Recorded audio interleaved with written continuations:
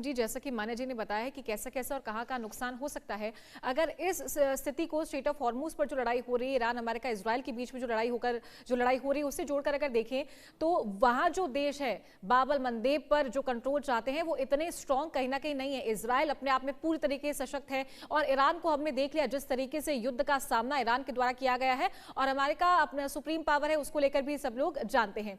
तो वो देश इतने सशक्त नहीं है, एनर्जी वाइज भी ले सकते हैं, आर्मी वाइज भी ले सकते हैं, और युद्ध में जिस तरीके से लड़ाई हो तब जो परफॉर्मेंस वहां पे उस तरीके से भी देखा जा सकता है। क्या आपको लगता है वहां क्या स्थिति बनेगी और कौन से देश को सबसे ज्यादा नुकसान हो सकता है?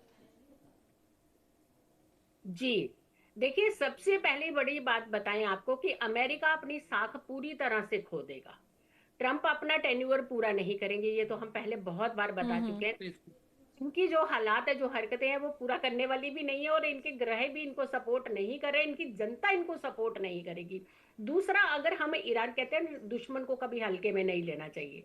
हमेशा ये याद रखें कि आप किसी को कमजोर नहीं समझ सकते। ईरान ये पहले वाला कंसीडर कर रहे थे, आज के ईरान की हालत बिल्कुल चेंज हो चुकी है। तो ईरान के पीछे सिर्फ ईरान नहीं है, ईरान के पीछे चाइना भी है, रशिया भी है। ये कहने की बात है कि ईरान अकेले लड़ रहा है, तो यानी सपोर्ट बड़ी सॉलिड है। कहीं नुकसान मुझे ज्यादा होता हुआ वहां नहीं, लेकिन हाँ, अमेरिका में बहुत बड़ा नुकसान की एक गुंजाइश जो है वो आपको देखने को जरूर मिलेगी।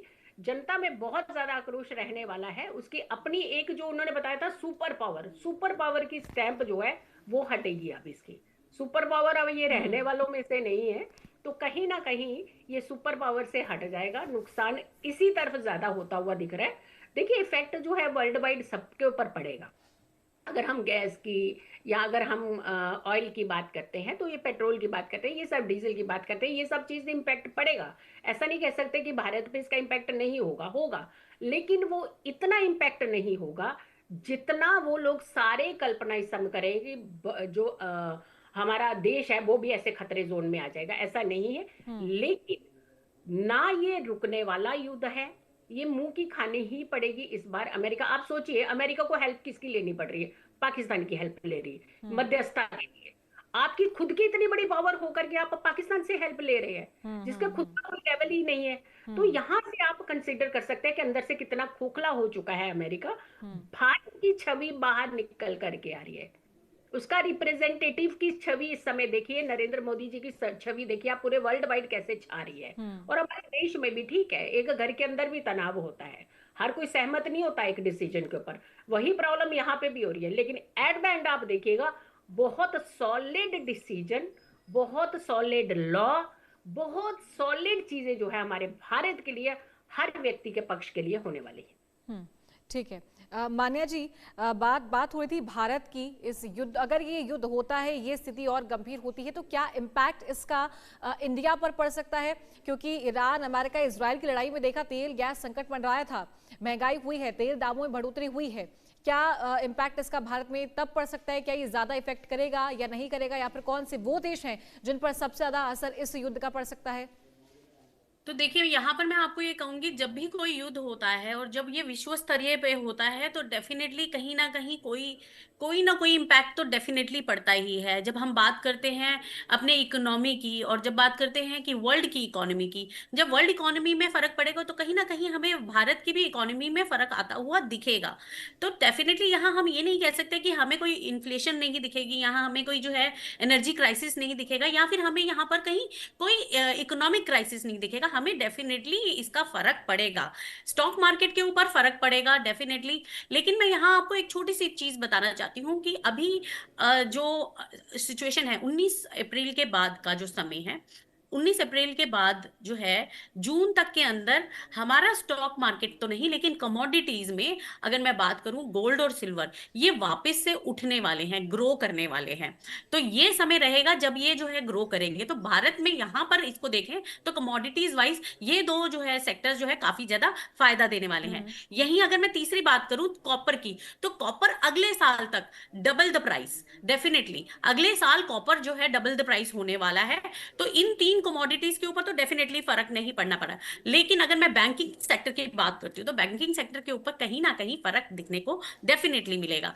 वहां आप देखेंगे कि किस तरीके से जो है काफी सारे क्राइसिस आते हुए दिखेंगे, लोगों की सेविंग्स के ऊपर थोड़ा सा जो है इफेक्ट आता हुआ दिखेगा। और अगर थोड़ा लंबे टाइम तक की बात करें, जब हम बात करें आज की बात ना करके आगे के कुछ 4-5 साल की बात करें, तो भी आप देखेंगे कि कहीं ना कहीं इसका जो इफेक्ट है, इस वॉर का जो इफेक्ट है, वो काफी लंबे समय के बाद आपको ये दिखेगा कि किस तरीके से लोगों के पास जो है एक मॉनिटरी लिक्विडिटी जो होती है, उसका कैश इनफ्लो जो होता है, उसके ऊपर काफी बुरा इफेक्ट आने वाला है। तो इस तरीके के इफेक्ट्स आपको डेफिनेटली देखने को मिलेंगे। हाँ, हम ये यहाँ कह सकते हैं, जैसे हमने पहले भी कहा था कि इतनी बड़ी लड़ाई हो रही है, इतने बड़े युद्ध होने के बावजूद भी इंडिया के ऊपर जो एलपीजी गैस है या फिर इन सब चीजों के ऊपर कोई इतना असर नहीं आया है। We are still getting it right, हमें सब चीजें फिर भी इजीली मिल रही हैं। हमारा भारत अभी भी सुरक्षित है। जी 2028 तक ये एक सुरक्षित जोन में है, ठीक ये है। एक प्रॉपर सिक्योर्ड जोन में है। तो हम ठीक है। भारतवासियों को इतना डरने की जरूरत नहीं है। जीतू सिंह जी, ये संकट आपको कब तक दिखाई दे रहा है? ग्रहों की दशा क्या बता रही है, स्थिति क्या बता रही है? लॉन्ग टर्म है या शॉर्ट टर्म है? नहीं नहीं, बहुत लॉन्ग टर्म है ये, और 2026 में हम इसकी कल्पना भी नहीं कर सकते हैं। ये क्योंकि इस समय देखिए, जैसे अभी इस समय धर्म कर्म के मुद्दे उठ रहे हैं। अगर हम मिडिल ईस्ट की कुंडली देखते हैं तो वहां से मारक भाव से जो है गुरु का गोचर हो रहा है, और गुरु इस समय अतिचारी चल रहे हैं। देखिए धर्म कर्म मुद्दे भी उठने लगे। हमारे यहाँ पे भी धर्म कर्म को सबसे पहले उठा लेते हैं। हमारे यहाँ पे भी अगर हम देखते हैं तो धर्म कर्म के स्थानों पर कहीं ना कहीं देखिए कितनी पीड़ा अवस्था हो रही है, जान माल के नुकसान हो रहे हैं। तो यानी गुरु का कहीं ना कहीं बहुत बड़ा रोल है हमारे यहाँ जीवन में, क्योंकि अतिचारी जब तक 32 तक ये ऑलमोस्ट ऑल रहेंगे, तो वहां तक तो सिचुएशंस थोड़ी सी डाइसी रहेगी। लेकिन अगर हम देखते हैं कि बहुत बुरी हालत, क्योंकि अगर हम कंपेयर करिए ना आप कि बाहर के देशों के साथ भारत को, आप स्टैंड कर लीजिए कहाँ पे है। हम भारत में बहुत अक्सर सुरक्षित है, बहुत आजादी से रह रहे हैं, हर चीज का इस्तेमाल कर रहे हैं।